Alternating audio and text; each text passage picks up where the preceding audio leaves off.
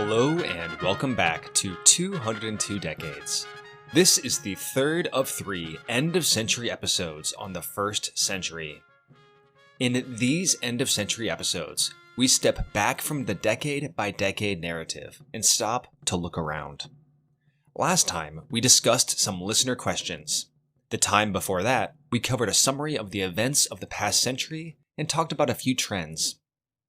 This time, we take a broader look at society. Usually, this series focuses on what happened each decade.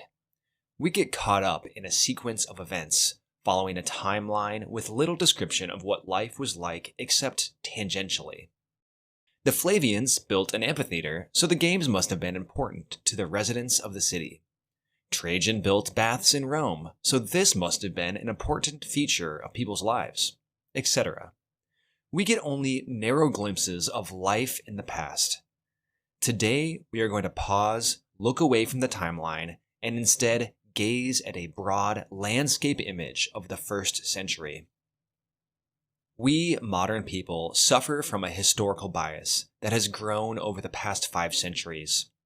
For us, the past is primitive, simple, and dark. The present is complex, rich, and enlightened. We see a steady line of progress, cultural, technological, moral, and societal, from the caveman to the space age, with us living at the peak, of course. This attitude, though, is uniquely modern. For the majority of history, the arrow of progress pointed backward.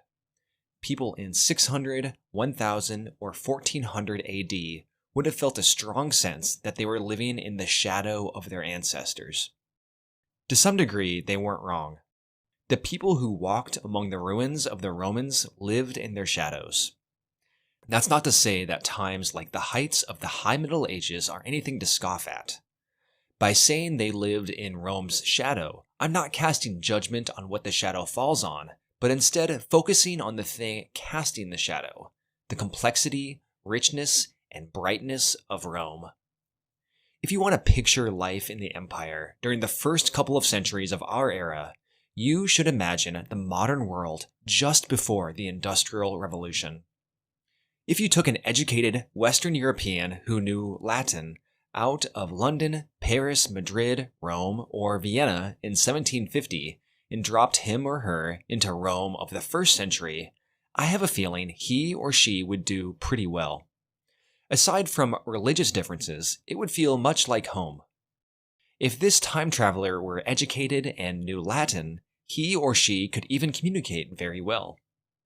I think you would find similar manners of life and a similar level of urbanism.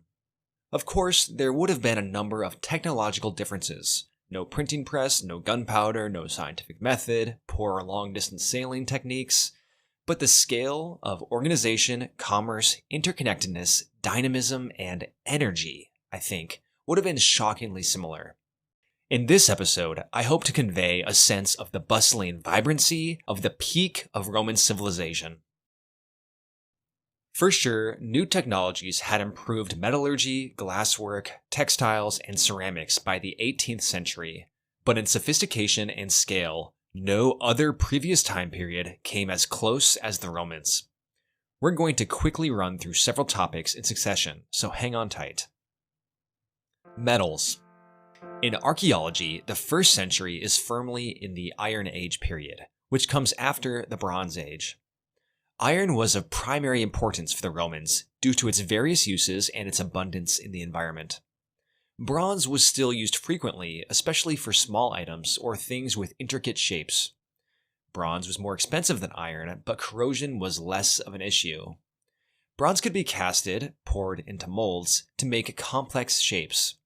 Casting of iron, though, as far as I can tell, wasn't used in Europe until the 15th century. Lead was also commonly used.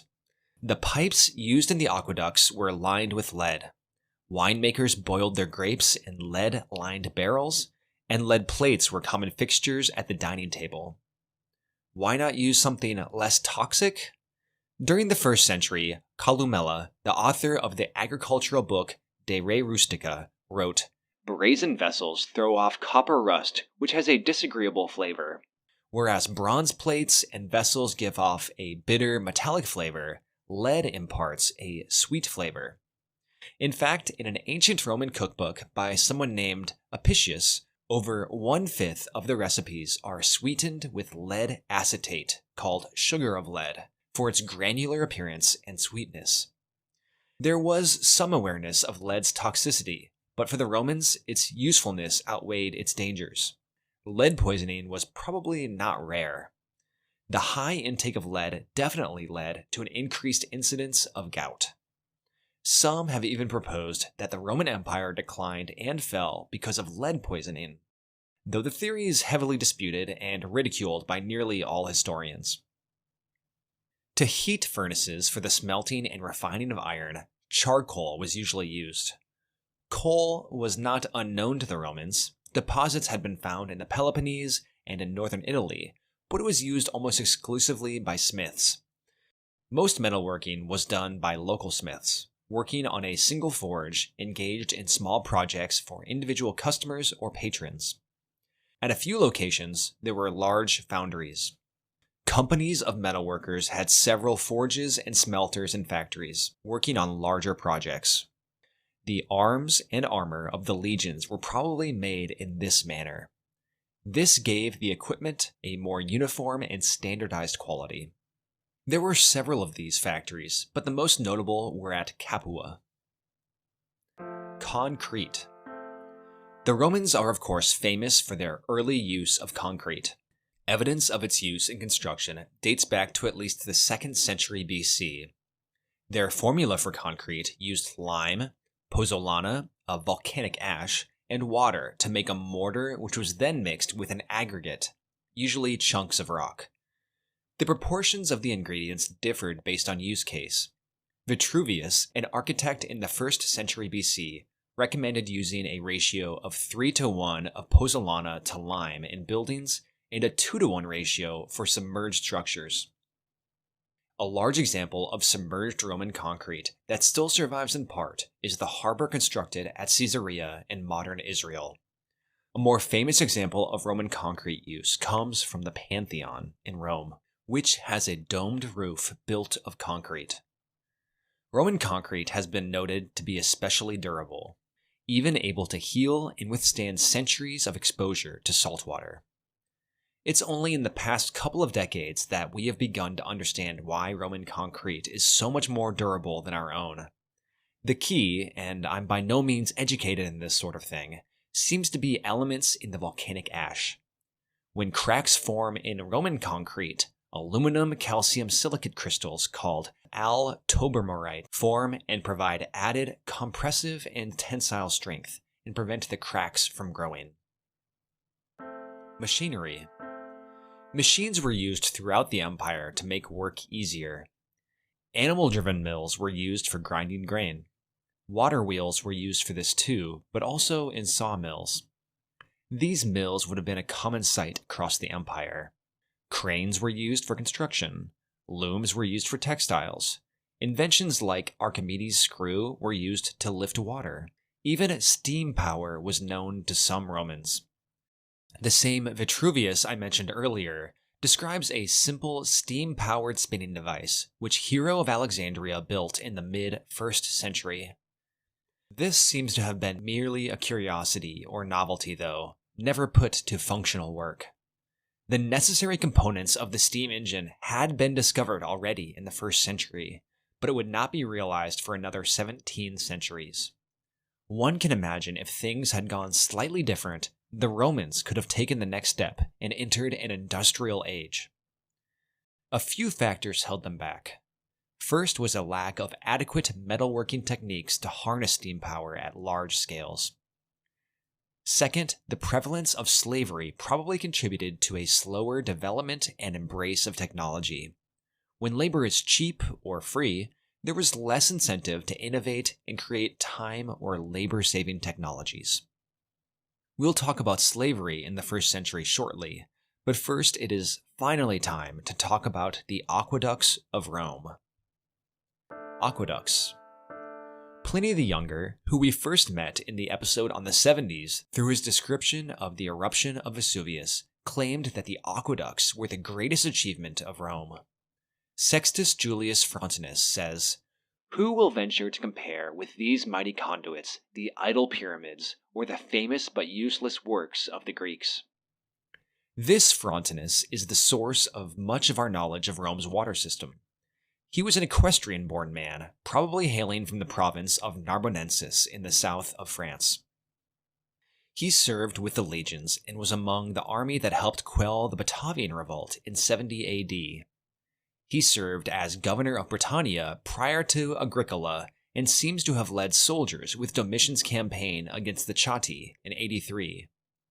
He served as consul 3 times, so clearly he had distinguished himself.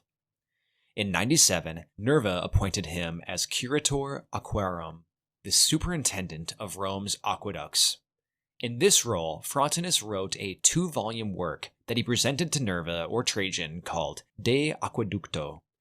He begins, "For 441 years from the founding of the city, the Romans were satisfied with the use of such waters as they drew from the Tiber, with wells or from springs.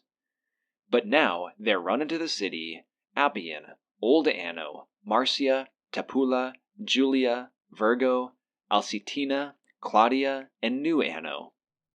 These aqueducts brought water down from the hills to the north and west of Rome and spanned over 1,300 miles in length.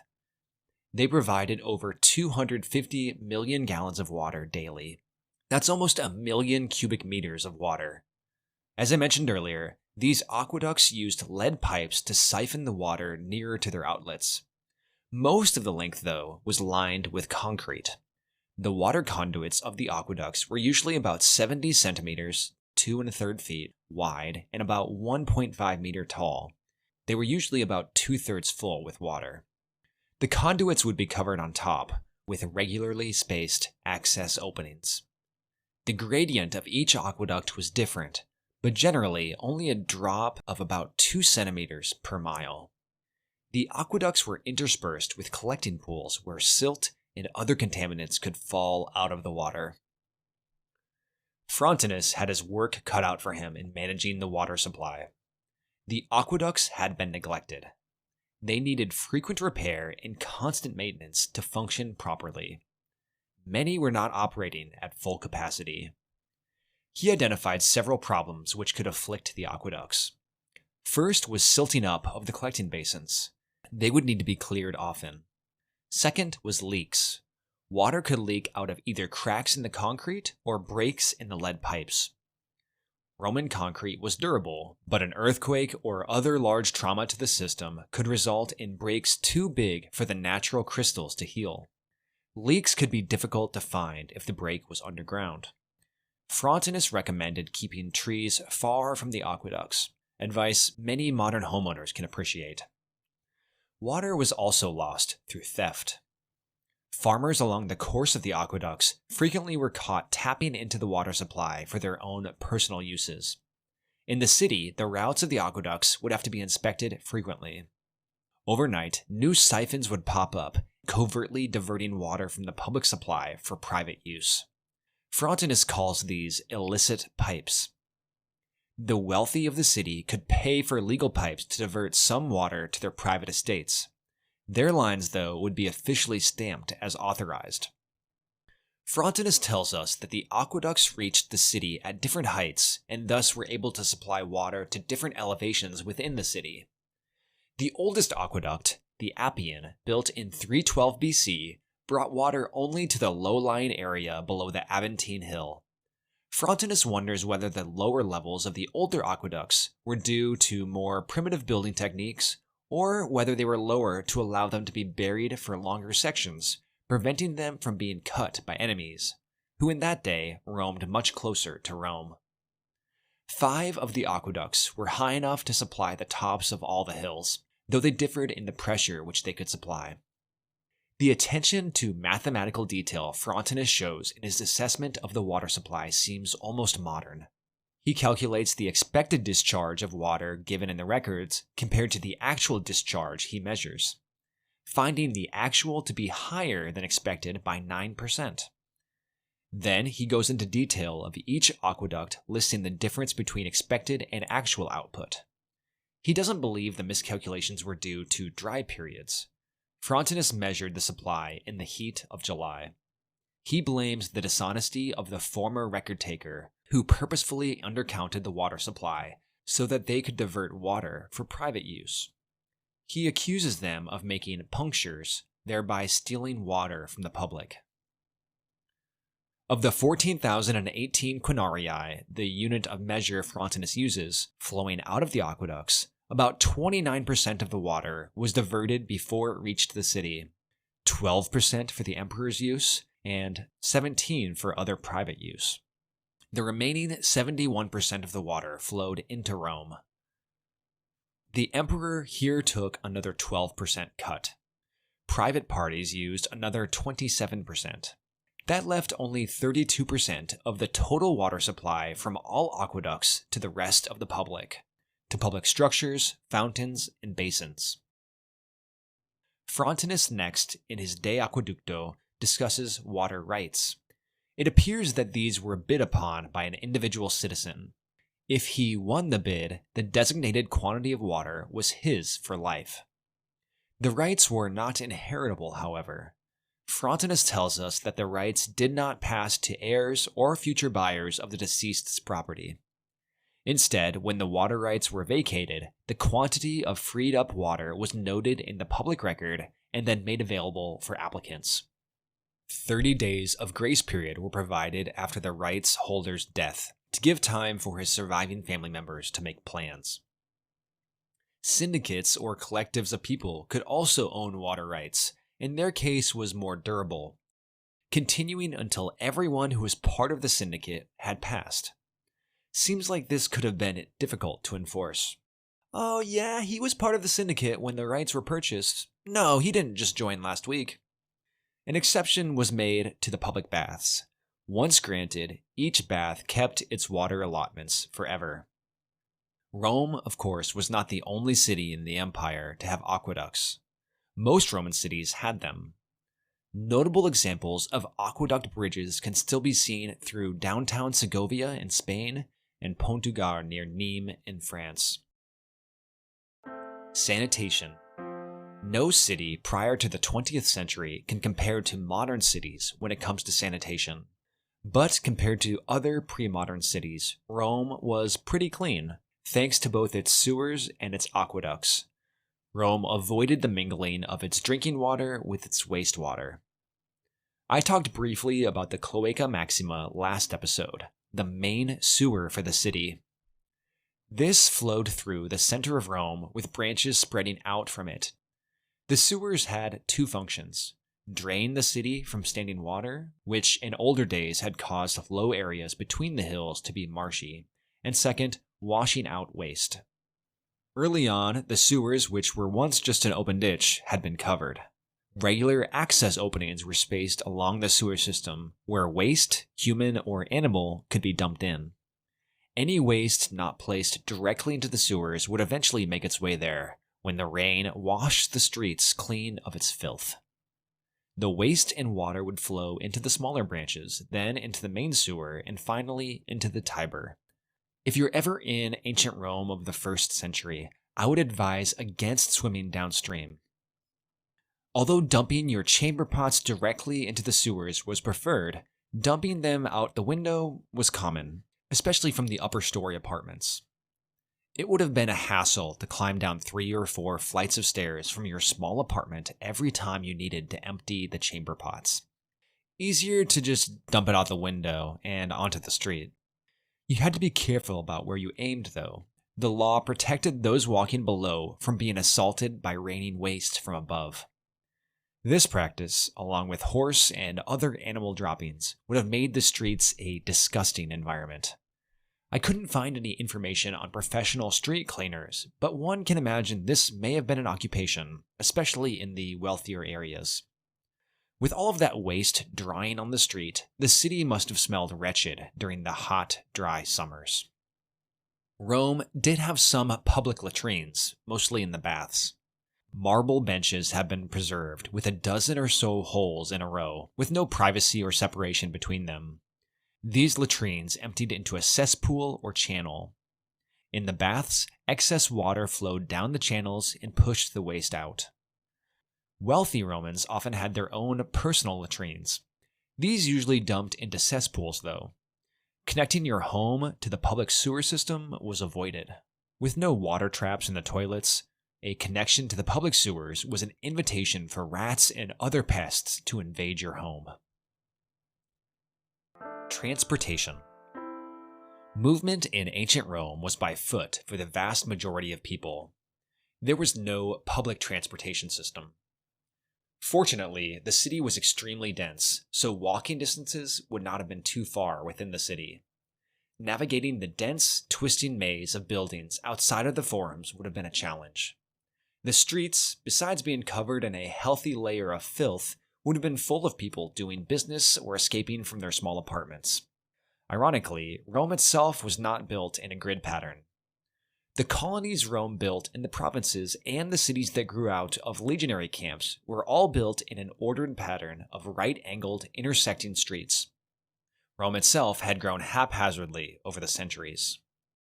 Wheeled vehicles had been forbidden in the city during the day since Caesar to help prevent congestion. If you were wealthy, you might ride a horse in the city, though this was probably uncommon. If they wanted some separation from the crowds or to rest their feet, the very wealthy might be carried by slaves in a litter. With this prohibition on wheeled vehicles during the day, one can imagine a flurry of activity after sunset or before dawn with wheeled carts bringing supplies to various shops prior to sunup. Outside of the city, stagecoaches became an option for those who could afford them.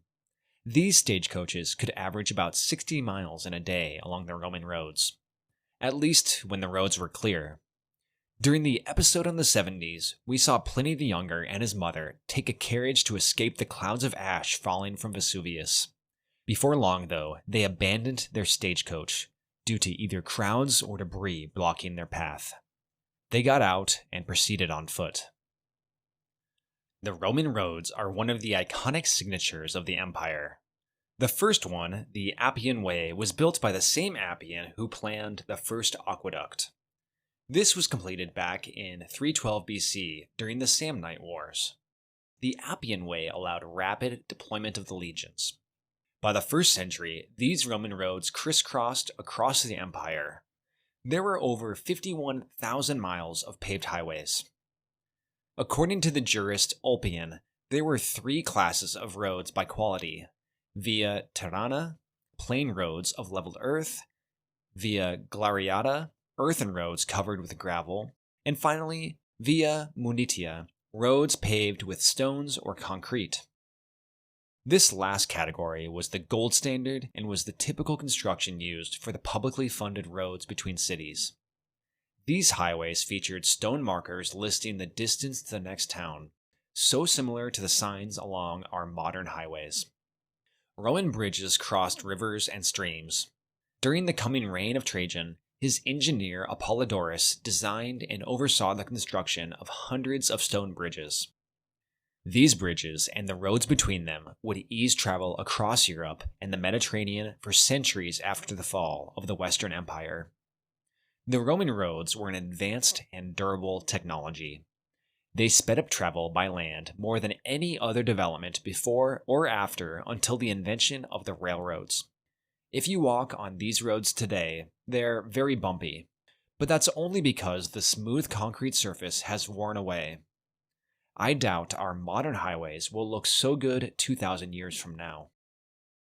In 9 BC, the future Emperor Tiberius, upon hearing of his brother's injury from being crushed by his horse while campaigning in Germania, traveled 332 miles in just 36 hours from Pavia, just south of Milan, Italy, to Mogontiacum, modern Mainz, Germany, along the Rhine River.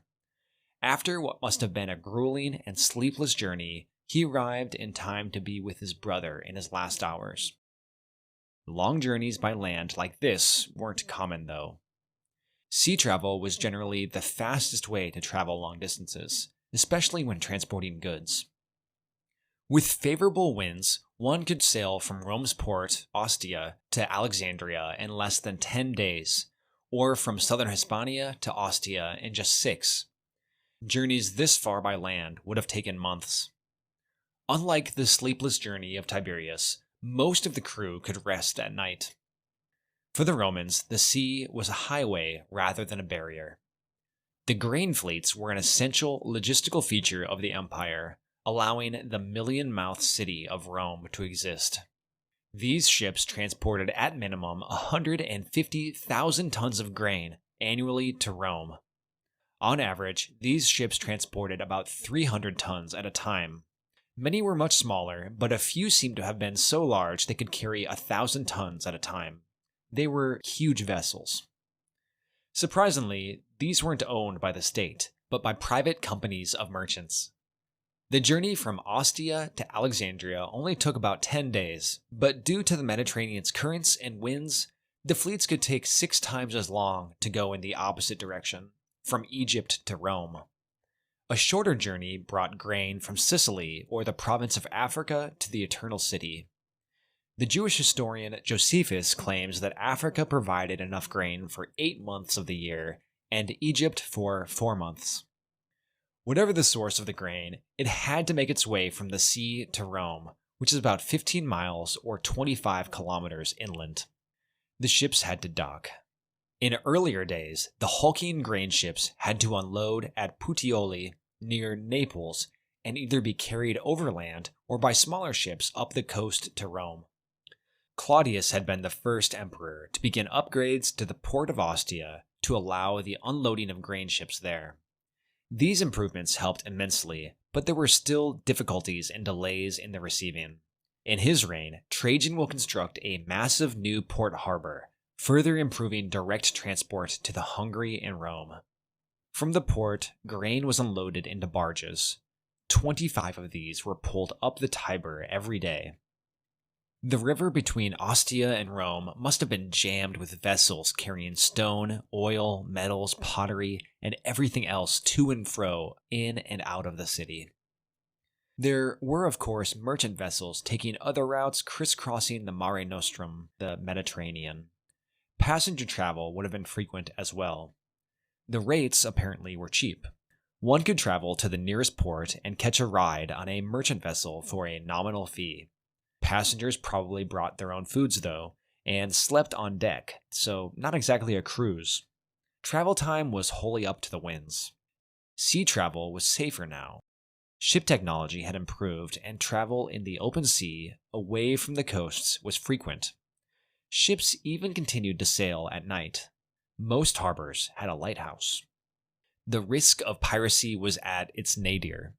There were naval bases in the Adriatic and at Misenum near Naples. Pliny the Elder had been in charge of this navy. Piracy was apparently so rare that we hardly hear about these navies. There was still danger from storms.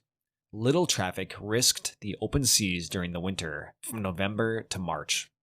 Near the end of the New Testament book of Acts, there is a detailed account of Paul's journey by sea from Caesarea in Judea to Rome. Instead of a quick and easy voyage, it was a slow and arduous one. They had departed in October, just as the weather worsened. It seems Paul and his centurion guardian transferred at some point to one of the last grain ships of the year. They hugged the coasts of Anatolia, Cyprus, and Crete, rather than taking a more direct route. They faced heavy storms and were shipwrecked, surviving by washing ashore on Malta. Communication. News would have traveled with the merchants across the empire. Trouble in Britain would have been the talk of the week in Egypt, and vice versa. It was a connected empire. Besides word of mouth, messages could be sent through the public post. This early postal system, with few exceptions, was for imperial business only. From the letters of Pliny the Younger to Trajan, which we'll talk more about in the coming decades, we get the picture of governors and other administrators in constant communication with the imperial center. Messages could be carried about 100 miles a day along the network. Communication would not be so rapid again until the invention of the railroad. Will Durant records an anecdote that a message sent by Julius Caesar in Britain reached Rome in just 29 days. In 1834, it took Prime Minister Robert Peel of the United Kingdom 30 days to travel the same distance. A few examples of faster communication do make it down to us. Pliny the Elder records that pigeons were used in specific instances during the civil wars following Caesar's death. He says, "Pigeons have acted as messengers in affairs of importance. During the siege of Mutina, Decimus Brutus, who was in the town, sent dispatches to the camp of the consuls fastened to pigeons' feet." Frontinus makes mention of this event too. From these two accounts, we can take away two things. One, historically accurate, and two, exceptional. The fact that this was worthy of mention meant it was not a common practice. We get a few hints of other means of communication that seem shockingly modern. There seems to have been occasional use of semaphores, towers built every 20 miles or so that could use mirrors to reflect light and pass messages to the next tower. Done in sequence, these towers can transfer information very rapidly. However, it appears only to have been used to pass word of grain ships going by Naples to prepare the ports at Ostia for their arrival. Why this wasn't used to send messages from the frontiers to Rome isn't clear to me. Perhaps the public post seemed quick enough. And of course, the semaphores could only work during daylight.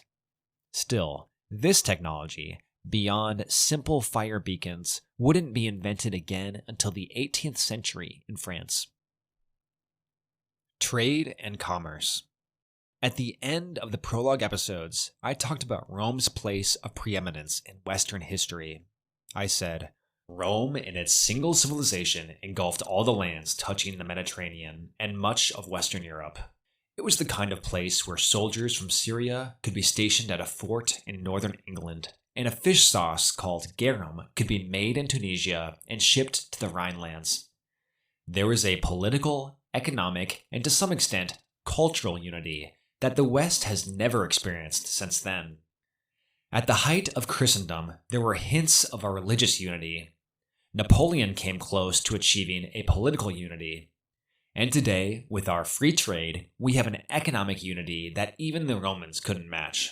But never, since the fall of Rome, has there been so many kinds of unity over so large an area. Here our focus is on the economic unity of the empire. We've already talked about the grain fleets arriving from Africa and from Egypt. In the 80s, I discussed how Domitian had banned the planting of new vineyards in Italy. What unites the grain fleets and the vineyards is specialization. Various regions of the empire could specialize and export surpluses of their specialty goods to every corner of the empire. But specialization can only work with trade. If all you grow is wine grapes, you'll starve. The peace at sea and the merchant fleets connecting far corners of the empire allowed prosperity for more people. Each province could do what it was best at, whether that was making olive oil, garum fish sauce, wine, pottery, grain, cattle, or whatever. We today live in a hyper-specialized world. How many of you listeners grow your own wheat or spin your own plates? This specialization has led our modern world to material prosperity, and the same was true of the Romans, only on a smaller scale. Not to jump the gun too much, since it's still 3 centuries away, but the real collapse of the Roman world will come when the sea-crossing trade networks fall apart and production is forced to become more local. The economic collapse was often more devastating than the political collapse, though they will go hand in hand. Trade was not limited to within the empire. Trade for amber, furs, and other goods would have sent Roman products north into Germania Magna. And, as we saw in the last episode, the Parthians were busy establishing themselves as middlemen in the Silk Road trade network, made possible by the Han Dynasty of China's expansion into Central Asia. More important than any other source, though, was trade with India. More imports flowed to Italy from India than any other province except Hispania. A plethora of goods were shipped across the Indian Ocean, past the Ethiopian kingdom of Aksum, and up the Red Sea to the ports of Egypt. Pepper and a dozen other spices, herbs, ivory, ebony, indigo, pearls, gemstone, cosmetics, textiles, and beasts, tigers, and elephants. Trade in the opposite direction from Romans to India was mostly in wine, metals, purple dye, but more than anything else, in coins or gold or silver bullion. This was an unbalanced trade system. Unlike the fiat currencies of today, if the supply of coins decreased by leaving the empire to India, the emperor had few options to stabilize falling prices. With a shortage of coins, each one became more valuable. The administration couldn't just print new coins like governments do today. One option was to find new sources of gold or silver. Trajan's going to do just that in the next episode. The other, though, was to debase the currency, leading to inflation. Less valuable coins equals higher prices. Nero had begun the debasing of the coinage, bringing their precious metal content to just 90% of its previous value. Domitian had revalued the currency to 95%, but then had to debase it back to 92 or 93% himself. Trajan will further debase the currency to 85% to pay for his wars of conquest. Prices began to creep up from Nero's day, but inflation had not yet crippled the empire. If you were wealthy and wanted to build a new watermill, you might need a loan. Loans were common and could be received from many of the well-established banks. There were old banks in Rome, but some of the largest banks of the time were in the Greek cities of Asia Minor. Most banks were connected to a temple. The piety of the institution led to increased trust from both sides. Interest rates on most loans were about 6%. Upper-class Romans generally looked down their noses at merchant activity. It was a necessary evil that was below them. A real senator made his wealth through property and agriculture. An old law even prohibited the senatorial class from investing in trade. Despite this, many of the senators were heavily involved in trade and production. To reconcile their disgust with their greed, they used a workaround: freedmen. Wealthy senators and equestrians could hire freedmen to run their commercial activity for them. This practice incentivized manumission, the freeing of many slaves who had shown their skill in commerce. Population. As we begin discussing the people in the empire, let's get an idea of society as a whole. Let's talk numbers. In the early 2nd century, during the reigns of Trajan and his successor, the population of the empire was between 45 and 75 million. Any population estimate of pre-modern society requires making a lot of assumptions, but it seems like consensus is generally toward the upper end of that range, perhaps 65 million. Close to the same as France or the United Kingdom today. This population wasn't distributed uniformly across the empire. About 40% lived in the Greek East, meaning Anatolia and Greece, Syria and Judea, Egypt and Cyrene. The remaining 60% lived in the Latin West, meaning Italy, Sicily, Gaul, Germania Inferior and Superior, Britannia, Mauritania, and Africa. Although more people lived in the West, the density was higher in the East, as it was a smaller area. The urban population was higher here as well. I've talked a few times about citizenship and how it had been expanded to some non-Italian peoples. These efforts don't seem to have really made an impact by the end of the 1st century. Only in Italy were the majority of the population citizens, at about 70%. Perhaps 10% of the population in Spain and Gaul were citizens. Only 2 to 5% of the populations were citizens in Greece, Anatolia, Africa, and Syria. There were even fewer citizens in the remaining provinces. More than 200 years after the conquest of most of these places, and still very few had entered this class with special rights. Slavery. In Rome itself, up to 30% of the population were slaves. That percent was somewhat lower in most provinces, but usually ranged between 15 and 25%. Assuming an average of 20% across the empire, that would have been over 13 million slaves during the 1st century. These numbers are absolutely shocking. In the million-person city of Rome, 300,000 people would have been slaves. These enslaved people had almost no rights. Slavery in the Roman world was very different from slavery in the mid-17th to 19th centuries, but still very hard and cruel. Most notably, slavery was not based on race. Slaves could come from any nationality within the empire or from beyond. Greek, Gaul, Cappadocian, Egyptian, German, Dacian, British, etc. Although becoming enslaved wasn't based on race or nationality, the opinion of the Romans was that some people were more suited to certain tasks than others. Varro, the 1st century BC author, said, "In buying human beings as slaves, we pay a higher price for one that is better by nationality." If slavery was not race-based, where did these slaves come from? Slavery was already an old practice in the Mediterranean world. The Sumerians, Egyptians, Phoenicians, Mycenaeans, and later Greeks all practiced forms of slavery. In the Middle to Late Republic, the Romans had rapidly expanded their empire across the Mediterranean. These expansions were driven by a constant series of wars, nearly all of which Rome won. In these victories, the Romans captured a huge number of war captives who were brought back as spoils of war and sold as slaves. These slaves were often employed in agriculture in large operations called latifundias. Not only did these growing plantations indirectly cause social conflict, forcing poorer farmers to sell their farms, but the huge number of slaves led to a series of slave uprisings.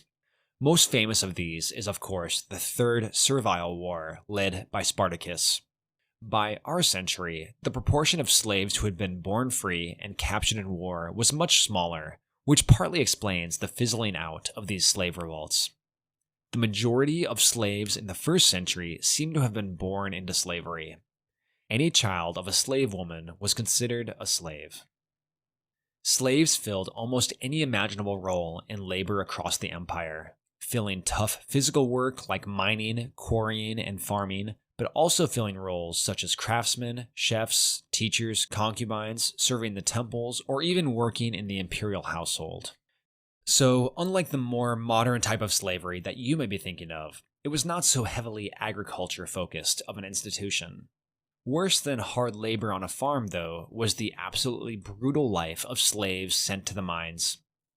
The Greek historian Diodorus Siculus wrote of the Spanish mines, "The slaves who are engaged in the working of the mines produce for their masters revenues in sums defying belief, but they themselves wear out their bodies both by day and by night in the diggings under the earth, dying in large numbers because of the exceptional hardship they endure.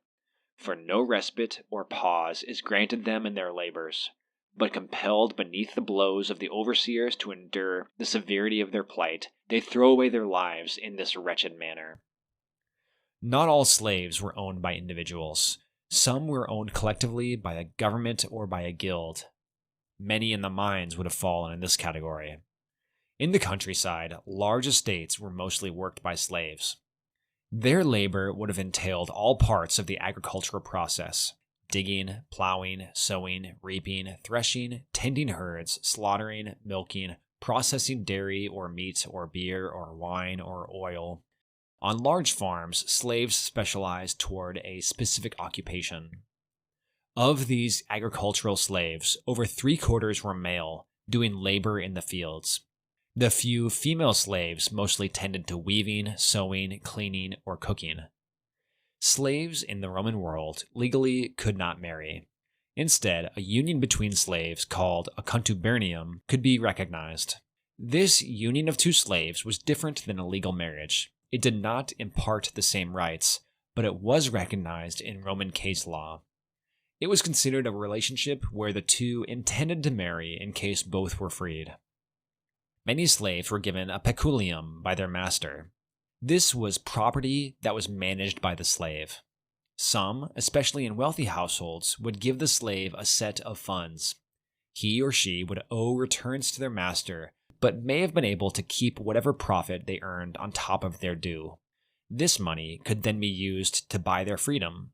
At times, the peculium even included other slaves, making one slave the master of another. Slaves who were able to buy their freedom often had developed a sharp skill in business. Emperor Claudius took advantage of this in his use of freedmen, former slaves, to administer his treasury, justice, and correspondences. Speaking of the emperor, many slaves were employed by the imperial household, but their toil came with a hope. Slaves in the emperor's household were routinely freed at 30 or 35 years old. There is debate on how common manumission, the freeing of slaves, was. It was certainly more common than in 19th century New World slavery, but probably depended on the work environment. Manual laborers and those sent to the mines were least likely to earn or be granted freedom. Skilled craftsmen were the most likely. Many slaves were freed with the death of their master in his will. In theory, a censor had the right to free any slave for the good of the state. The Vestal Virgins also had the power to free slaves. Slowly, beginning in the 1st century, the slave population began to fall. A few explanations are plausible. First, as Rome ceased its expansions, there were fewer and fewer new slaves brought into the empire.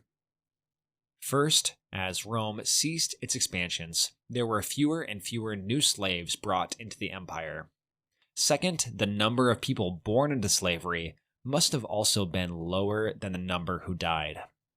The fertility rate of the enslaved must have been fairly low. And third, manumission may have been common enough that it outpaced the birth rate of slaves. This process would take centuries, though. This declining supply of slaves had already, by the end of the 1st century, begun to lead to large farms to turn elsewhere for labor. These were the first steps on the long road to serfdom. Country life. Our story so far has focused on the cities of the empire. That's where the most prominent people and the historians who wrote about them lived. The Roman Empire was an especially urbanized place. Cities were its focus.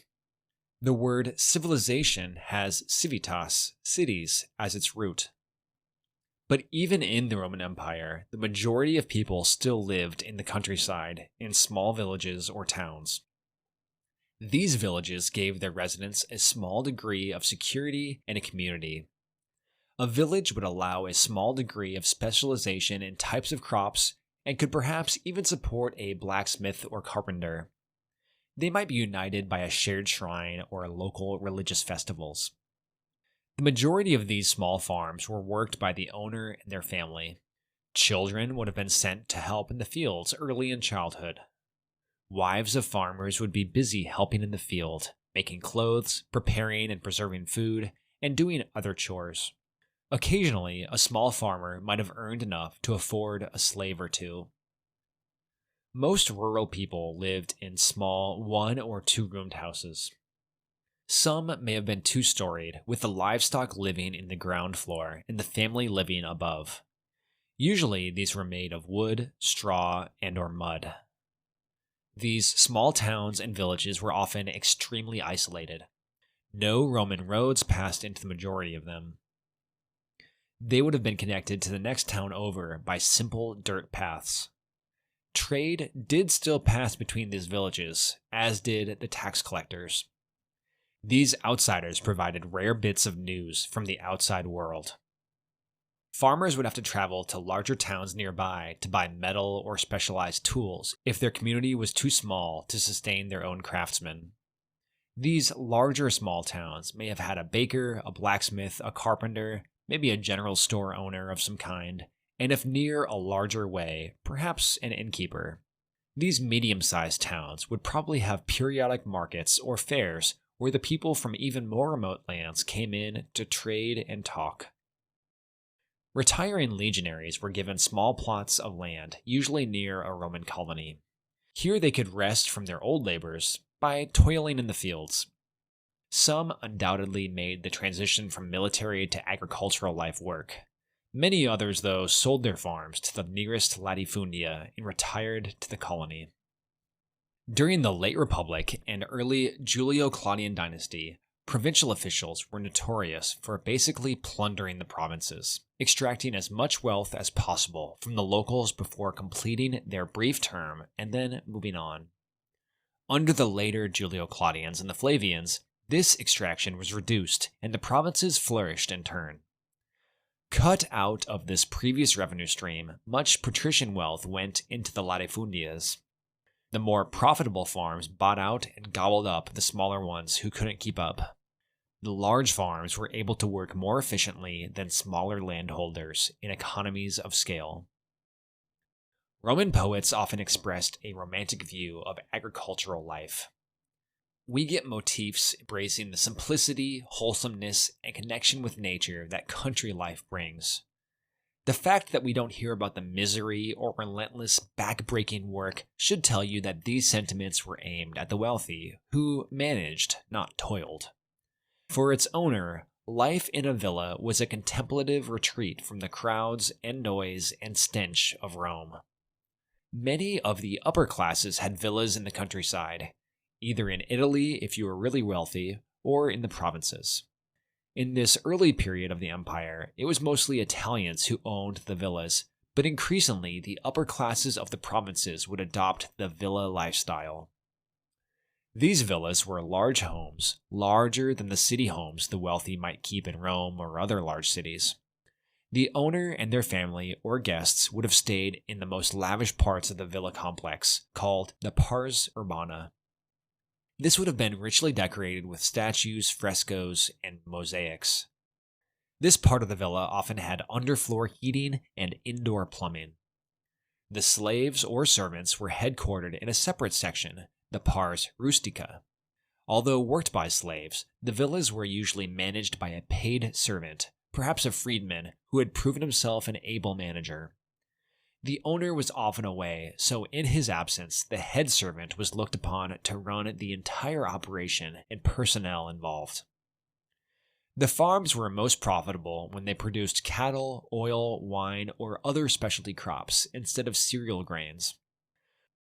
The long transition from slaves to serfs was just beginning in the 1st century. Some large landowners, instead of buying from the dwindling pool of slaves, divided their land into many small holdings and leased them to tenants. The tenants of these smaller agricultural plots were called coloni, cultivators. Rather than paying their landlord in coin, many formed agreements to pay in labor. We'll see this practice pick up more and more in the coming centuries. City life. Cities were the heart of the Roman Empire. But what was life like for those not of the senatorial class or the wealthy equestrians? What was life like for the majority of a city's inhabitants? The poor in these cities often lived in apartments or tenement buildings called insulae. These were 3 to 5 stories tall, with access to each floor only by stairs, of course. In the late Republic, some had been built as high as 9 stories, but Augustus passed a law limiting their height. The bottom floor was usually a shop, called a taberna, or a workshop. Insulae and its neighbors often surrounded a courtyard. These buildings were poorly constructed from wood and brick. Collapse was a constant fear, as was fire. The poorest families would have to make the long climb up the stairs to their top floor homes. Apartments in these insulae were usually only 1 or 2 rooms, though lower floors featured larger dwellings than the cheap, cramped top floor ones. Middle-class residents living in the more luxurious lower floors may sometimes have had access to pumped water and kitchens. For the majority, though, their small homes had no kitchen and no running water. Their water would have to be carried up the staircases. Work for the average Roman lasted 6 hours. It began at dawn and ended around noon, though some shops were open later in the day. As far as what the average Roman did for work, well, it could be one of 100 things. Praetorian, vigile, priest, lawyer, private tutor, moneylender, tax collector, merchant, shopkeeper, transporter of goods, carpenter, blacksmith, pottery maker, tailor, metal worker, pottery worker, woodworker, builder, architect, doctor, apothecary, butcher, baker, innkeeper, entertainer, prostitute, beggar, and more. After work was over, Romans usually ate a small meal of bread and cheese. Like their cultural grandchildren, the Spanish, many took an early afternoon nap called a meridio. The rest of the afternoon could be spent strolling the streets, visiting the baths, seeing a play at the theater, or going to the Colosseum or Circus Maximus to see the games. I've talked a lot about the Colosseum in this series, since it is such a massive fixture that remains from the Roman period in modern Rome. The Circus Maximus, though, was much larger and older. It had started as merely a rural field with sloped hills on each side where spectators could sit and watch chariot races around the turning posts. During the period of the Roman kingdom, wooden stands were built. In the 190s BC, stone seating was first built for the senators. During Caesar's day, the stone seating had been expanded to nearly encircle the racecourse, save for 12 starting gates on one end and a processional entry on the other end. There was enough seating for over 150,000 in the audience. Some guesses are up to 250,000. The chariots raced in a flattened oval, much like a modern asphalt racetrack. In the center of the track was a spine, the spina, with obelisks and ornate statues. Each race day would have featured a variety of events, with various numbers of horses pulling the chariots and various numbers of laps. After watching the race, or the gladiator fight, or soaking in the baths, or a stroll through town, it was time to eat the main meal of the day. For the wealthy, this was a lavish meal where friends and family would recline at table for hours and enjoy foods cooked by servants or slaves. Without kitchens, the urban poor would have relied on buying food from street stands, which sold cheap, hot meals. In Pompeii in 2019, one of these fast food shops was uncovered. It featured several jars or containers for serving food in which traces of pork, beef, fish, and snails have been found. On the walls are colorful paintings of animals, which may have served as a sort of menu for customers. Over 200,000 citizens in Rome received free or cheap grain. Of the free population, that means almost 30% of the population relied on the grain dole. With dinner over and the sun setting, it was time to head inside to wait out the long night. In the early 20th century, the author of the book Daily Life in Ancient Rome wrote, "Night fell over the city like the shadow of a great danger. Everyone fled to his home, shut himself in, and barricaded the entrance. The shops fell silent, safety chains were drawn across behind the leaves of the doors, the shutters of the flats were closed, and the pots of flowers withdrawn from the windows they had adorned." The dark of the night in ancient cities is unlike anything we moderns have experienced. Perhaps we get an idea when the power goes out. Ancient Rome had no street lights. This is a further difference from the cities of the 17th and 18th century in Europe. Many of these did have streetlights. Because of this overwhelming darkness in ancient Rome, travel in the city after dark was dangerous. Thieves, bandits, and ruffians roamed the streets. Nero himself, along with a gang of friends, is said to have disguised himself at night and visited brothels, robbed shops, and assaulted or killed passersby. It would not have been rare to find bodies in the streets with the coming of dawn. Although dangerous, there must have been some travel about at night. Taverns were popular and open late, and the wealthy often feasted late into the night, although they had armed guards who could escort or carry them home. A few watchmen patrolled the city, but they were too few in number to protect every twisted corridor of Rome at once. Most people stayed inside at night. Writers tell of a sense of boredom and imprisonment in the long night. Indoor lighting was only used by the upper and middle classes and consisted of oil lamps, which don't put out much light. While streetlights weren't systematic, there may have been a few privately lit lights along the streets. In Pompeii, there's evidence of light fixtures outside taverns, though these would have been expensive to run. Notably, Antioch did have streetlights. I can't comment on their quantity or quality, but Libanius, in the 4th century, says, "We of all people have shaken off his tyranny over our eyelids, and to the torch of the sun there succeeded other torches which surpassed the festival of the lamps in Egypt. and among us, night differs from day only in the kind of light. Night is the same as day for the handicrafts, and some work vigorously, while others laugh gently and give themselves up to song. Antioch was as bright in the night as in the day.